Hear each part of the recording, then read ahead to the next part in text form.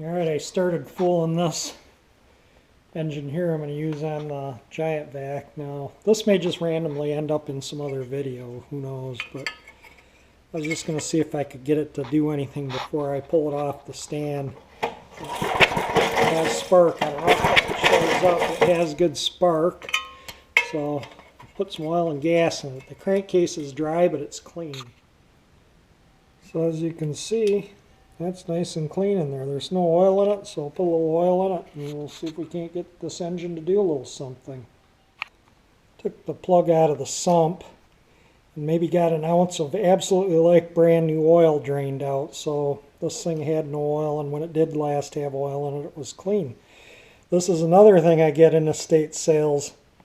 So this is what I use in a lot of the outdoor power equipment that I fix up to resell. I've been doing this for years, going to estate sales and buying, generators, pumps, rototillers, stuff like that to rehab and resell. I generally stay away from lawn mowers unless they're like aluminum bodied power drive with a good, Toro or Snapper or Honda or, good quality lawnmower I'll do, because you can make a little money. The other ones are just throwaway. They're you get $25 for them, and you pay, if you don't get them for free, you often just break even because you have time involved in them too. So even if I don't put any parts in them, I'm still changing the oil and sharpening the blade and probably replacing the air filter. So, I usually have $15 and do them in a bunch of times. So they're just not worth it. I will do snow blowers like that, errands, but I won't do any,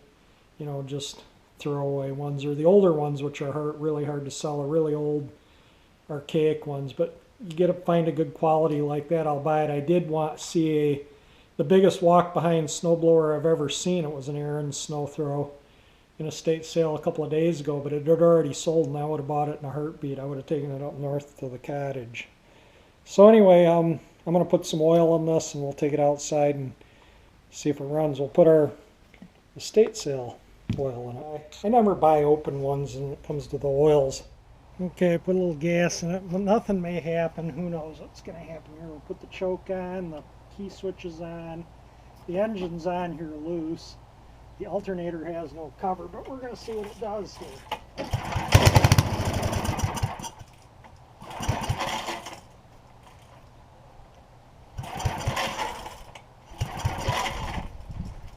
Well, might not have put enough gas in it. It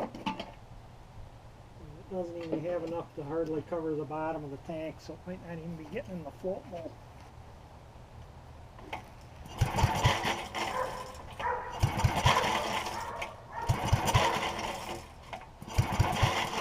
Well, I'd say we need to clean the carburetor. There's no point in beating a dead horse.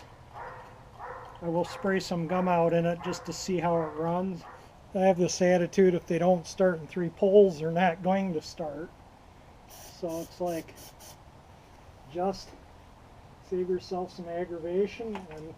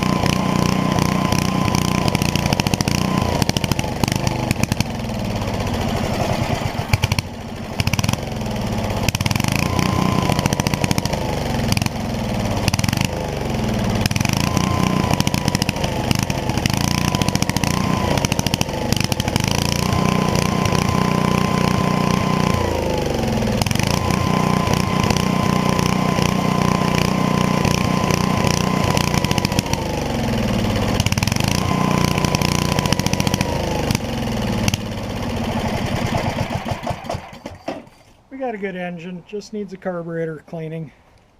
Okay, I popped the carburetor off. 2 screws, a bolt. That bolt goes into the bottom of this. That's the bolt. That's the other carburetor screw. That goes through the air cleaner thing too. This is the bolt that goes up through here. into the bottom of that, into the bottom of the carburetor. So I'm just going to pop that apart and clean it. Now I'm not going to do a video on rebuilding it as I've done them on past engines. In fact, the engine that this engine is going to replace, I did it in that video. So I'll put a link to that video down below with about where I rebuilt the carburetor on that engine. So you can see how these carburetors are rebuilt. The key is just making sure you take that main jet out before you separate the two halves here. It appears to be clean. We'll give it a clean out. This gasket between the bowl and the top upper part needs to be replaced. So I'll dig around and find one of them. If I don't have one, I'll just change it at a later date. But clean this up and put it back together and see if that engine runs. Well, I gave it a quick cleaning. Put both the screws at 1.5 turns. We'll see what it does. Okay, it's totally dark out, so we're going to give it another shot. I brought my gum out too if I need it. I'm going to try it with the choke first.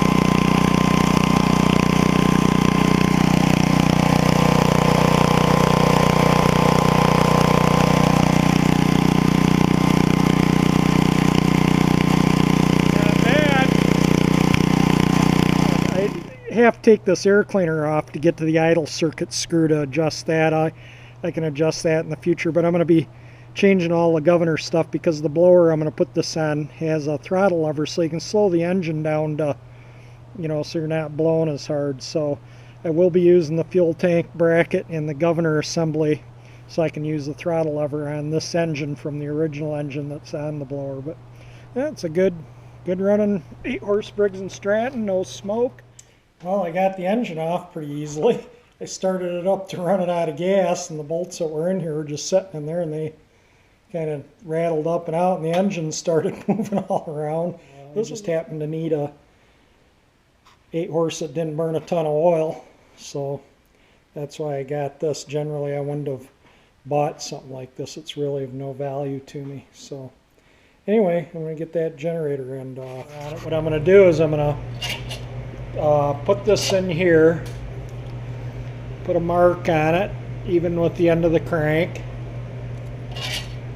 Then I'm going to cut that off about there, maybe, somewhere around in there. I'm going to weld this nut to the end of the rotor, and then I'm going to thread this bolt in to push this off. This is where this comes in handy.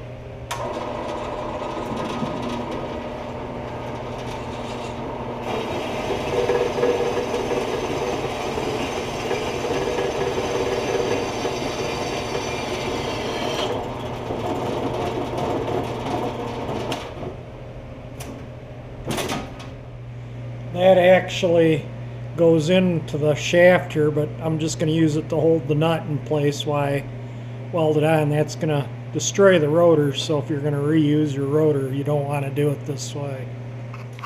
Alright, I welded the nut on there. The rod is in the shaft, and I got a bolt in there, and I'm going to tighten that bolt, and hopefully that will pull this rotor off. It's a tapered shaft, so this doesn't wobble around. It goes in centered, and it generally stays tight. So usually engines that have something spinning off the crank, like a generator, a water pump, or that Giant Vac blower, they usually have tapered crankshafts so you get less vibration. Things don't work loose after a while and cause wear.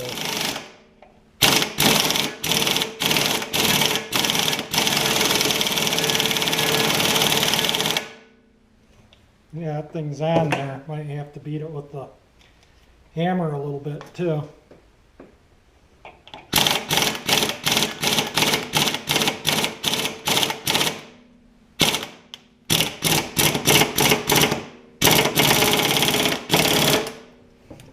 turning the hole into the shaft there, so I'm going to back this out, maybe weld a bolt up further.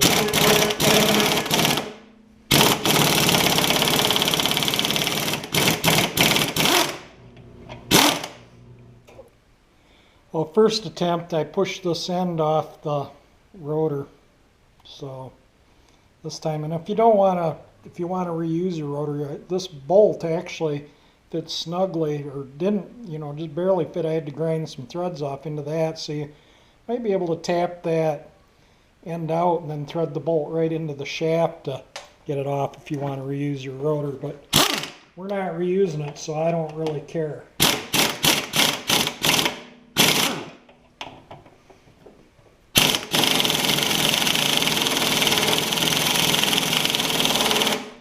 Looks like I need a longer bolt.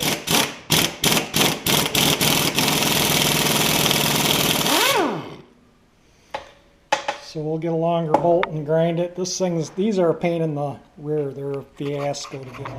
Okay, getting this generator armature off has been an absolute nightmare.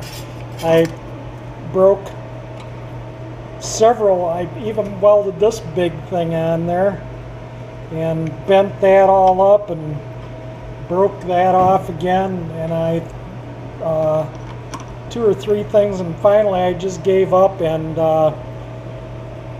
cut the things that hold that fan on so I could get the bolts out and get that aluminum housing off. And then I took my air chisel and got rid of the windings, and now I'm going to take my plasma cutter, and you can see where I tried to cut just a little bit before I hacked everything away, and I've just given up, and I'm just going to take the plasma cutter and put a little cut down there and get this thing off the engine. And yeah, it's been these are all little plates, discs that the windings are wrapped around. They're just a thin little disc and sheet metal. I mean, it just bends real easy, nothing to it. So yeah, and I haven't even used any magic words yet. Amazing, huh? Alright. Hands down, that was the hardest generator shaft I've ever removed in my life. I've never had one this difficult ever before, so I'm going to get that engine cleaned up and get it ready for when I bring the blower back here to install it on that. I'm going to throw it in the parts washer and might even throw a coat of paint on it. I'm going to use the gas tank and the bracket off I think I said that earlier, but this is the next day, so I don't remember. But I need the gas tank and bracket off the engine that's on the blower right now, and I'm either going to have to take the constant speed part off here, or just take this whole piece off the other engine so I can work, the throttle with the control handle. But anyway, we finally got our good 8-horse engine for the blower, the armature off of it. What a nightmare. Well, I got the generator off, got the mess cleaned up. 3 hours of work. I bolted the motor back to the stand and cranked it up, and took some 220 to the crank there to clean the surface rust off. And I also threw the engine in the parts washer. It's got a little corrosion on it, but overall it's in pretty good shape. I think it'll be fine for that Giant Vac blower. I don't think this engine has a lot of run hours on it. Most generators don't. People use them a few hours here, a few hours there, and then they gum up and don't start, and they buy a new one, and there they sit. So anyway, yeah, it's a good running motor. It doesn't smoke any, so I think it'll be good for the Giant Vac. And we'll paint it up, I think, before we put it on that. It might be a couple months before I get the blower and bring it back here. It's up at my dad's house, and swap out the engine. Thank you for watching my videos. If you enjoy my videos, please subscribe.